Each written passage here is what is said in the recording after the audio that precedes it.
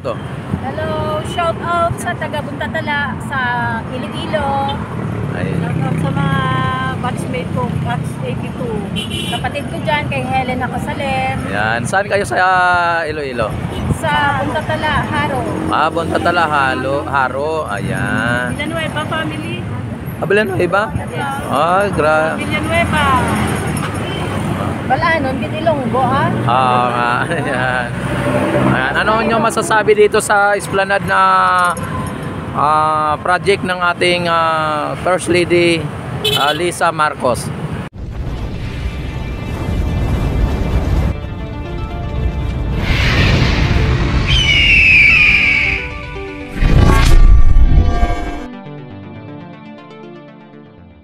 Ay nako, sobrang ganda.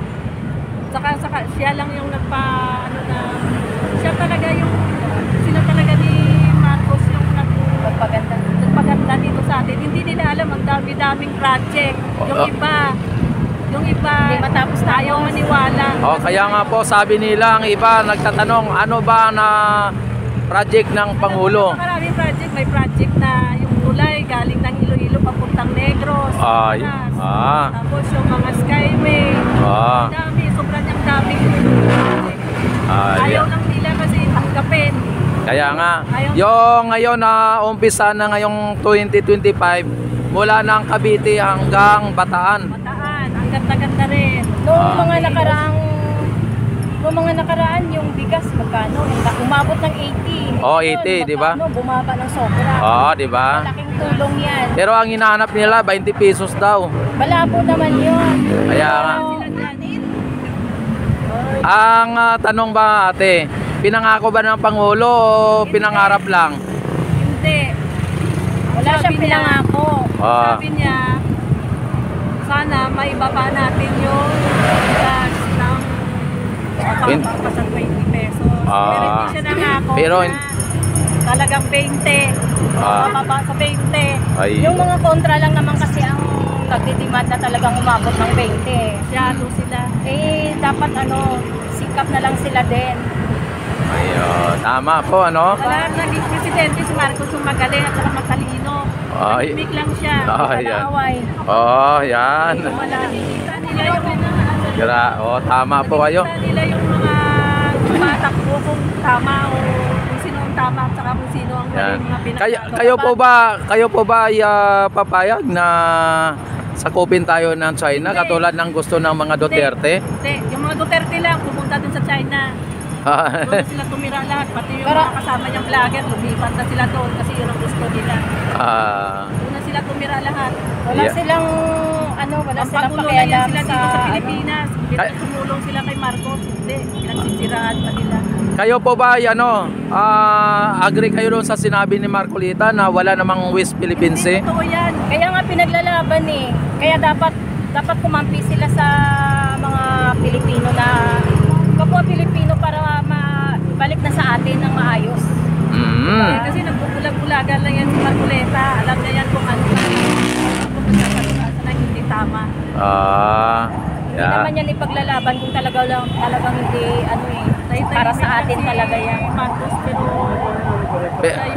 Pero sa ngayon parang kumakambyo na si Marcolita. Paano? Nakakaramdam siya na baka matalo siya sa eleksyon. Matalo na siya kasi kaya nga sa kanya. Kaya nga nagalit sa nagandalitis siya kasi wala daw siya sa sorbe. Hindi siya kasama sa sorbe. Wala naman talagang pumunto sa kanya. Ayun lang. Sila lang, mga kasama niya magtutuhan, mga sarili nila. Kung totoo lang sana, magpakatotoo sila. Para ang tao naman hindi bulag Marunong yan sila tumingin kung sino yung karapat dapat na butuhin ng tao. Talagang makakatulong. Ayan, yan ang totoo po talaga yan. At sila ate ang nagpapatunay na sa Iloilo at saka sa Negros ay may mga nagawa po ang ating Pangulo. Tingnan nila may nakatayo ng mga isa na, may mga post-in na nakita na kaming dalawang magkapatid kasi sa tuwing may si BBM magkasama talaga kami dami. Ano po, alam nyo po ba ang itong project ng ating Lisa ay kung ilang kilometro po itong Esplanade?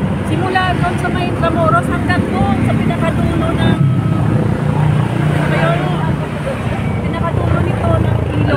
Laguna de Bay. O, Laguna de Bay. Yan. Ayan. Yung project niya.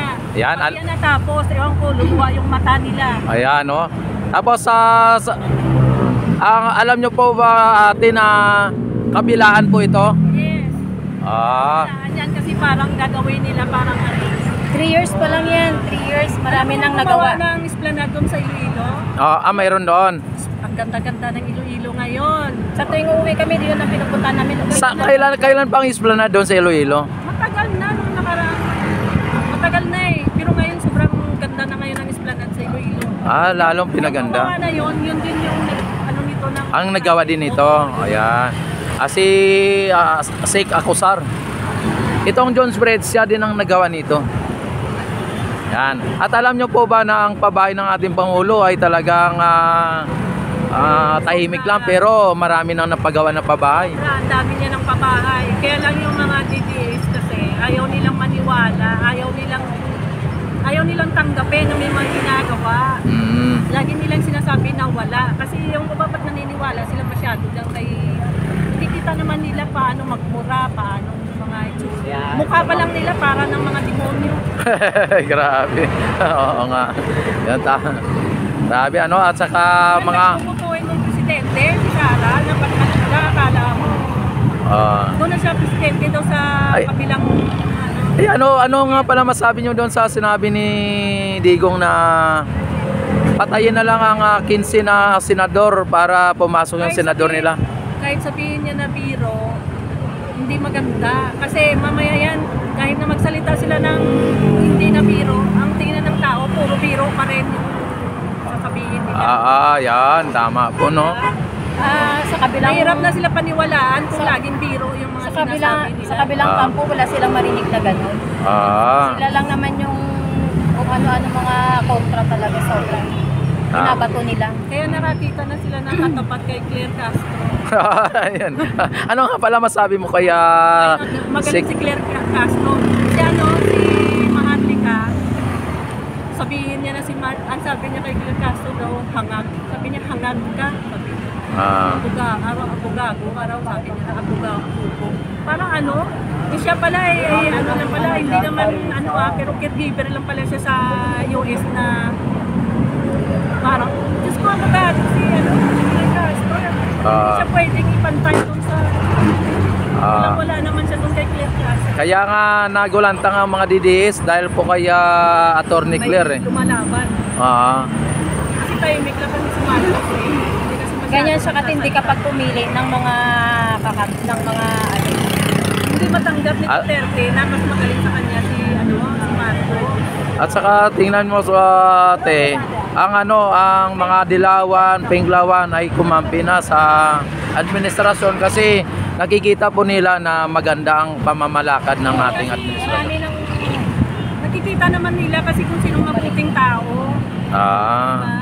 Tingnan mo na lang, yan, ginawa lang yan na parang sabihin nakatulong yung drug sa mga ibang, sa totoong mga adik talaga sa kanya. Pero marami siyang mga nangyari, marami mga namatay na hindi naman. Ano yung masabi niyo doon sa may nahuli noong nakaraang araw lang o nakaraang linggo lang na laboratory sa doon sa Davao? Ayun na nga sabi nga, di ba sabi ni Claire Castro, sabi ni Duterte, naglaganap na naman yung ganito, ang dami na naman nangyari ng mga mayor yung anak niya doon, hindi alam sila, kaya nga sinusuahuran sila pagka mayor para diba? At saka yung empleyado nila 37 na empleyado positive sa drugs. Yan kasi mahirap sa kanila, lahat ng mga gawain nila hindi maganda, binabato nila sa kay Marcos. Kaya sila ang gumagawa, Kaya nga ang dapat talaga piliin ng tao pagdating sa butuan, yung talagang makatao, yung may tawag nun, yung makatao, makadiyos. Sabi ng ibang mga DDS, si Duterte daw ay makatao, makadiyos, makabansa. Ano po ba ang masabi nyo doon? Makadiyos, sabi niya nga papipiliin siya, langit o impyerno, doon siya sa impyerno siya mismo nagsabi. Siya nagsabi noon. Tapos si Sara, di ba, gusto niya maging presidente ng impyerno. Sila. Tama, no? Yan, kung ibig sabihin kung makatao siya, Ibig sabihin dapat hindi niya pinatay yung 30,000 mahigit na Pilipino, no? Sabi niya 30,000. Oh, 30,000 na mga Pilipino na Baka 3 na lang. ngayon ano, ang namatay ano, konti na lang ano. Ayan, talagang grabe pala no. Kaya Ayan. doon tayo sa sa presidente na may Katotohanan no. katotohanan. Baka, Tingnan mo yung ginawa niya nung nandun sa Cebu, ang sabi niya madideklara daw si Marcos ng martial law. Oh, yon nan. Martial law daw. Tapos nung nakaraan, binawi niya na mabait na si Marcos, mababa. Ano ba talaga? Ano ba? Aning-aning siya o nagulyanin siya? Baka na sobra ng inom ng fentanyl. Pati yung sila katay Sara hindi rin maamin na siya nagsabi na ganyan. Na patay si Marcos, ganyan. Tapos, Ayun. salita nila, wala. Kung ano ginawa ng tatay, ganyan yung lagi naman. Ibig sabihin ano ma'am no, yung parang urong sulong no. At lang ano. Kana yun nga pinapakalat ni Duterte na magkaroon daw ng martial law. Nung panahon ni Duterte, 'di ba, nagkaroon ng martial law ang Mindanao, buong Mindanao. O Sabi niya, ano daw, diktador na raw si Marcos. Diktador. Diktador nung nakaraan, sabi niya, weak leader. Bakit niya nasabi, ano ibig sabihin ng diktador? Ano yan? Malakas ang power niya ng sinasabing diktador dahil lahat yan pwede niyang iutos. Tapos nung sabi niya, weak leader, tapos ngayon sabihin niya naman diktador. sana another 6 years. Sana nga at 20 years. sana nga last Talagang mga plansyadong magandang. hindi sana nga last president na yan si PBBM eh. Gusto nila na gumanda talaga yung Pilipinas. Gusto talaga nilang gumanda ang Pilipinas at saka umunlad at saka gumanda lahat ng parang katulad tayo sa ibang bansa na maganda. Huwag na nila palitan si Marcos. Yun. Ayan sana magkatotoo yung hula ni Nostradamus na last president na si PBBM. Nakala ba nila yung ibang ginagastos ni Marcos sa mga project, pera pa ba ng gobyerno? Hindi, pera na nila yan. Oo nga. Sarili na nilang pera yan. Tama po kayo ate. Mabuti sa ate, alam niya. Ako nagkaedad ako ng 54 na ako ngayon. Yung kapatid ko pinag-aral ako sa Mariano Marcos Memorial High School. Tapos nung nag-graduation kami, nasa Book Arts Theater kami nagawa lahat ng Marcos. Book Art Theater, di ba? Arts Theater. Tapos, yung anak ko naman graduate, doon pa rin kami sa Cultural Center. Kaya gamit na gamit yung mga project. Magmula sa tatay, Hanggang sa anak. Grabe. kitang-kita yung mga pinagawa nilang may silbi sa mga tao talaga. Tama po. Malaking tulong sa mga Pilipino talaga. Buong Pilipinas talaga, no? At nakita mo naman, lumalago at umuunlad ang ating bansa sa ngayon. At ang daming turista na dumadating dito. Di ba? Dami. Sabi na. Halos every week may every month mayroong cruise ship diyan sa Alam mo ba dun sa Iloilo? Ilang taon ka na hindi nakauwi ng Iloilo? mga siguro 20 years. Ay nako, baka manibago kapag umuwi ka ng Iloilo. Hindi ko na Pa dito sa Maynila. Ay nako, mga tao doon, puro pumasok ka sa SM, para ka lang sa Maynila. Mas maganda pa yung ngayon, puro pa mga sosyal yung mga tao. Malaki ang SM doon sa Iloilo, di ba? At saka yung mega world nila doon, sobrang daming tao, rin ng maganda solar daw, doon. yung mga restaurant na magaganda doon. Yun, Ang gaganda ng mga doon, ang ganda talaga ng Iloilo ngayon. Kailan kayo nakauwi ng Iloilo? Every year, umuwi ako ng Iloilo. Talagang napakaganda na ngayon, ano? Ganda. Ayan. Kasama nga yan sa 7 lungsod na Mayaman. pinakamaganda. Pinakamaganda. Na puntahan ng mga Hindi kasama din yan sa top. number 1 Iloilo. Number 1 yan. Ay, hindi. Kasama din yung Iloilo sa top 10 na mayaman sa Naga City. Kasama ang Iloilo. Malinis. Malinis doon. Yan na. Sige, shoutout mo ang mga kamag-anakan nyo sa Iloilo. Shoutout dyan sa mga kapatid kong magaganda. 8 kami magkapatid. Ay grabe. 8 kami magkapatid na babae, pero 12 kami. Ay grabe, parang hindi ata mahilig ang tatay mo. Walo yung babae, 12 kami, walo yung babae, apat na lang. Ay grabe, hindi ata mahilig yung mga magulang nyo. Pero Na, masaya naman. Kasi watak-watak din kami. Meron sa Bulacan, meron sa Valenzuela. Pagka nagka-reunion ay di ang sobrang dami nyo. Oo, marami kami. Dahil may mga kaupo-upuhan na. Ay, gra- Ako may ako na ako, senior na ako. Senior na. Ayan. At makita dito yung yung nakita naman ninyo ang ganda ng Ilog Pasig. May yung sunset ay kitang-kita din dito. Diba? Daming mga barko na luma dito. Maraming barko yan dito. Dati no. Mga mga barge. Ayan mga babayan, nakita naman ninyo ang Phase 1C Esplanade mga babayan ay umiilaw na at sa ngayon ay po dito yung walang pasok pansamantala dahil po sa inauguration po ng ating Pangulo dito sa may maestran sa Esplanade. Kuya, i-add ka namin na. Sige.